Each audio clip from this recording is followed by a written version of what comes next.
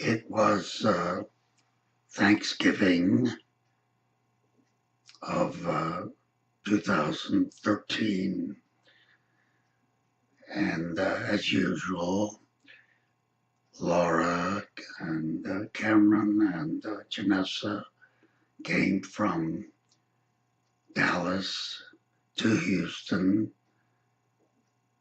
to celebrate Thanksgiving.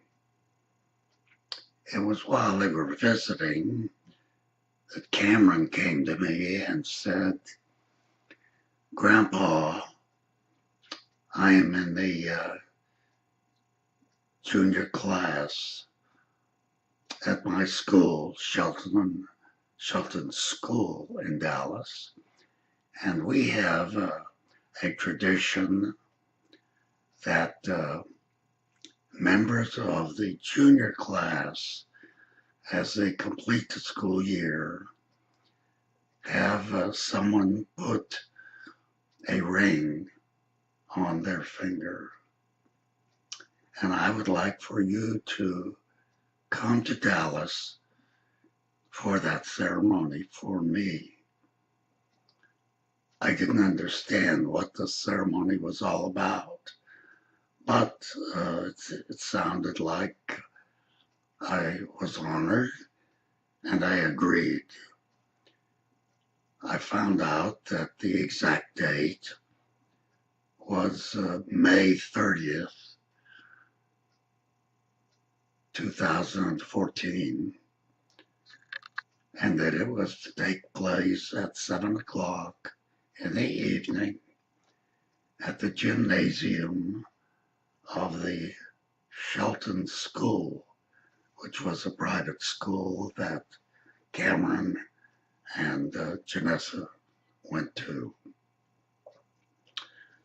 I made plans to go. I thought I was going to have trouble going by plane because there was nobody to go with me, and I had never traveled by plane by myself. But I was lucky. Brian came from Los Angeles to visit us at that time, and he agreed happily to go with me to Dallas. So we left late morning of May the 30th, and an hour later we were at Love Field in Dallas. Joan and Laura met us, and Laura said she had to go pick up the children at school, but Joan took us to her house. There we unpacked, had a quick view of the house, and tumbled into bed. I was tired, and so was Brian. Brian slept on the sofa, and I had a room to myself. Late afternoon, we awakened and dressed for the evening.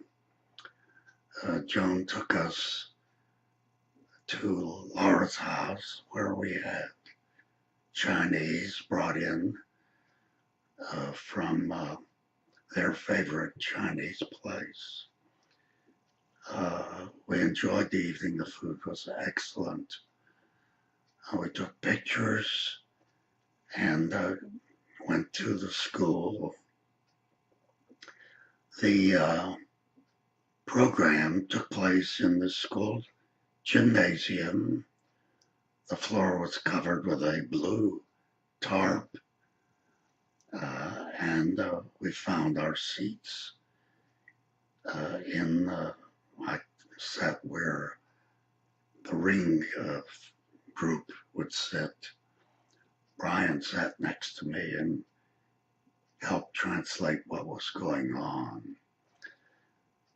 The school band played Pomp and Circumstance, and the seniors who would formally graduate the next day, Saturday, filed in At the front of our group, there were about three uh, layers, 3 rows, and they were dressed in cap and gown.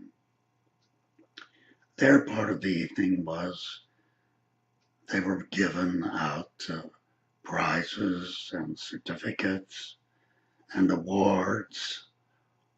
Uh, that took about an hour and a half, and it was great fun because there was a great deal of excitement. Uh, as an added feature, that group, that senior group, had raised $8,000 as a beginning scholarship for a member of the public school. It was an African American who was terribly excited, and when his name was called, he practically ran up to the podium to get his certificate. When all that was done, it was time for the ring ceremony. It came about as follows. Each member of the junior class went up to the podium and said something about the person who would be part of his ring ceremony. Then he would come down to the floor, and he and the person he had selected for the ring ceremony would come together. He would get the ring. They would embrace. Pictures were taken, and both went back to their seats. My time came. Cameron spoke. Unfortunately, I couldn't understand him. But when my time came, he finished speaking. I went forward. He came down from the podium. We embraced. We had pictures taken. He went back to his seat, and as I went back to mine, the senior class gave me a standing ovation. I didn't understand why, but it gave me a wonderful feeling. When I got back to my seat, I asked the bride, why the ovation? He said, well, I think it's because you were a veteran and they thought you were special. That was quite nice. The evening was over. We went back home and I fell into bed. I was tired, but excited. The next morning, we got together.